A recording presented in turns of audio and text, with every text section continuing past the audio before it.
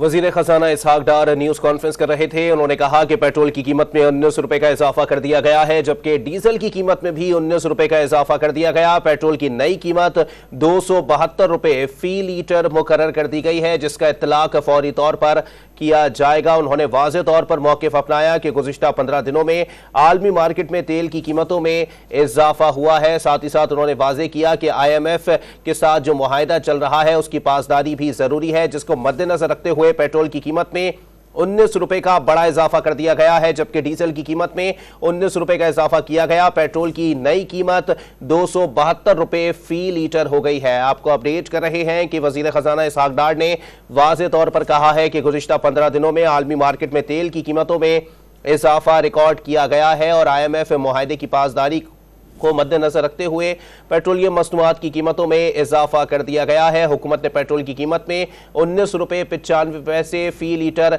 इजाफे का ऐलान कर दिया है, जबकि डीजल की कीमत में भी 19 रुपए 95 पैसे इजाफे का ऐलान किया गया है, जिसके बाद पेट्रोल की नई कीमत 272 रुपए फी लीटर तक पहुंच गई है।